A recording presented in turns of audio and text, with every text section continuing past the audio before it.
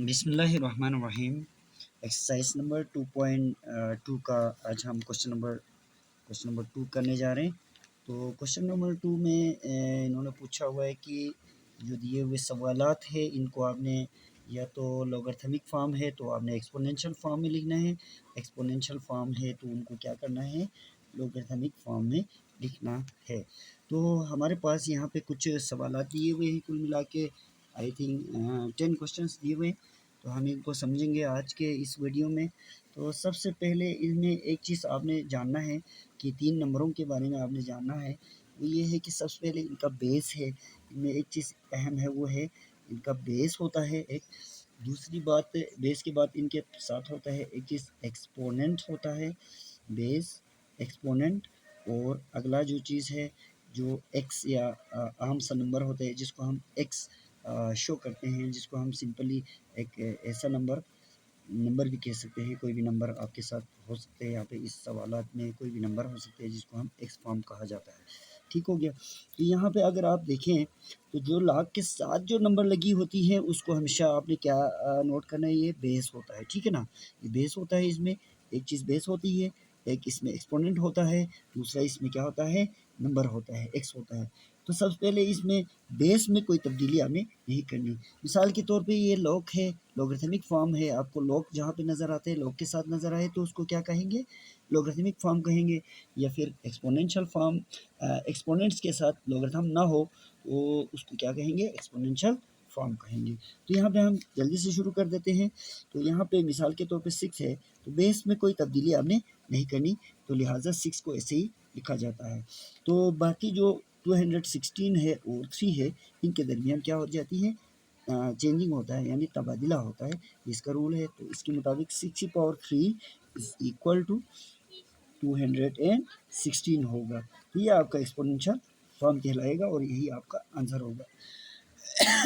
Next है, तो यहाँ पे सवाल है ये एक्सपोनेंशियल फॉर्म में दिया हुआ है, तो आपने क्या करना है, इसको लॉगरिथमिक फॉर्म में लिखना है। तो आप जस्ट यहाँ पे लिखेंगे लॉग, बेस आपके पास मैंने पहले ही कहा 7 होगा जो कि तब्दील नहीं होगा, 7 लिखेंगे। इसके बाद इन दोनों में आप क्या करेंगे, तब्दीली करेंगे, यानी सीधा लिखेंगे यहाँ पे 2401 इज इक्वल टू, आगे से आपके पास क्या आएगा, 4 आ जाएगा। ठीक हो गया, ये आपका क्या हो गया, लॉगरिथमिक फॉर्म आ गया।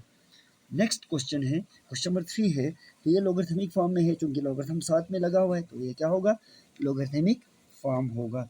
तो आप जस्ट यहाँ से क्या करेंगे, बेस को आप टेक करेंगे, बेस आपके पास क्या है, 5 है, तो इन दोनों में फिर तब्दीली करें आप, तो 5 की पावर क्या आएगा, 5 इज इक्वल टू, ये एक्स को आप यहाँ से तब्दील कर दें, एक्स को यहाँ इज इक्वल टू के दूसरे साइड पे लिखें, ये आपका एक्सपोनेंशियल फॉर्म होगा और आंसर भी होगा। ठीक है, बड़ा आसान सी क्वेश्चन है। और इसके बाद ये आपका दिया हुआ है एक्सपोनेंशियल फॉर्म में। लॉगरिथम आप ले लें यहाँ से, लॉग आपके पास यहाँ पे आएगा लॉग, उसके साथ बेस आपके पास क्या है, बी है, तो इसके साथ यहाँ से इन दोनों का फिर तब्दीली करें, 1/27 इज इक्वल टू -3/4, ये आपका लॉगरिथमिक फॉर्म आ गया। नेक्स्ट क्वेश्चन है, क्वेश्चन नंबर 5 है, जिसमें आपके पास आया हुआ है 125 x/3 इज इक्वल टू 25 है, लिहाजा बेस आपके पास यहाँ पे 125 होगा। तो इसको लॉगरिथमिक फॉर्म में लिखें, लॉग 125, इसके साथ आप इन दोनों का तब्दीली करें, तो यहाँ से आएगा 25 इज इक्वल टू x/3 आ जाएंगे। ये आपका लॉगरिथमिक फॉर्म बन गया, ये एक्सपोनेंशियल फॉर्म था।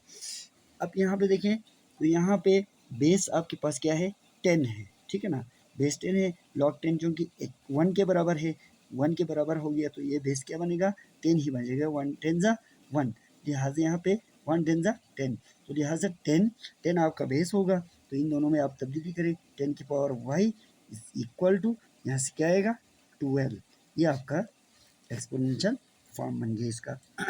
नेक्स्ट क्वेश्चन है, ये आपका देखें तो ये एक्सपोनेंशियल फॉर्म में दिया हुआ है, तो लिहाजा इसको आप क्या करेंगे, लॉगरिथमिक फॉर्म में लिखना है। तो लॉगरिथमिक फॉर्म में लिखने के लिए लॉग ले लें आप, लॉग, इसके साथ बेस आपके पास है 256, ये दिया हुआ है, लिहाजा इन दोनों की फिर तब्दीली करें, यानी कि 1/64 और x/4 की तब्दीली करें तो आपके पास आएगा 1/64 यहाँ पे आएगा और x/4 यहाँ पे आ जाएंगे ये एक्सपोनेंट और ये एक्स पोर्शन, इन दोनों में आपने तब्दीली करना है। तो लिहाजा ये आपका बन गया लॉगरिथमिक फॉर्म। 8 पार्ट है, 8 पार्ट ये लॉगरिथमिक फॉर्म में दिया हुआ है, लिहाजा आप इसको एक्सपोनेंशियल फॉर्म में कन्वर्ट करें। तो यहाँ से आपके पास आएगा, बेस आपके पास 3 है तो आप 3 को लिख दें, इसके साथ आप लिख दें यहाँ से 2 इज इक्वल टू एक्स की पावर 3 प्लस 1। ये आपका क्या होगा, सीधा आंसर होगा, एक्सपोनेंशियल फॉर्म होगा इसका। नेक्स्ट क्वेश्चन है, ये लॉगरिथमिक फॉर्म में दिया हुआ है 9 पार्ट में अगर आप देखें तो ये लॉगरिथमिक फॉर्म में दिया हुआ है, लिहाजा बेस आपके पास क्या है, 5 है। तो 5 को आप सीधा लिखें, इसके बाद यहाँ से क्या आएगा, 1 इज इक्वल टू, इधर से आपके पास इन दोनों की मूवमेंट होगी यानी कि चेंजिंग होगी, तो ये आपके पास आएगा 2x माइनस 3 आ जाएंगे। ठीक हो गया, ये आपका एक्सपोनेंशियल फॉर्म बन गया, तो यही आंसर भी कहलाएंगे। ठीक हो गया। 10 पार्ट एंड लास्ट पार्ट है जिसमें आपके पास आया 2x plus 1 is equal to power 3 आया हुआ है, ये एक्सपोनेंशियल फॉर्म में दिया हुआ है, तो आप इसका लॉगरिथमिक फॉर्म लिखें, लॉग। अब देखें इसमें एक चीज़ आपने याद रखना है कि ये एक्सपोनेंशियल फॉर्म में दिया हुआ है, लेकिन इसमें थोड़ी सी एक चेंजिंग ये आई हुई है कि इन दोनों का जगह जो है वो डिफरेंट होके है, यानी कि इसमें बेस कहाँ पे होगा, आप थोड़ा सा इसमें डाउट में पड़ सकता है, लिहाजा आप डाउट में ना पड़ें। जहाँ पे एक्सपोनेंट होगा उस साइड पे जो 2 है वही क्या होगा, आपका बेस होगा, लिहाजा आपने 2 को एज ए बेस लेना है, यानी कि लॉग 2 आएगा यहाँ पे, बेस की जगह पर क्या आएगा, 2 आएगा। फिर आप ये जो है इसका और एक्सपोनेंट के दरमियान क्या होगी, तब्दीली होगी, तो आपके पास यहाँ से आएगी, क्या आएगी बेटा, 2x plus 1 is equal to, यहाँ से एक्सपोनेंट इधर आएगा, ये 3 आ जाएंगे, लिहाजा ये आपका क्या होगा, इसका लॉगरिथमिक फॉर्म होगा। Thank you very much. आप इन वीडियोस को आप देख रहे हैं तो इनको ठीक तरह से समझें और याद रखना कि नए वीडियोस के लिए आप चैनल को साथ में सब्सक्राइब करें ताकि नए आने वाली वीडियो आपको बर वक्त पहुँच सके और आसानी से आप इस मैथमेटिकल जो हमारा चल रहा है प्रोग्राम, तो इसमें आप मेरा साथ दे दें ताकि हम आगे मैथ को अच्छी तरह से समझें।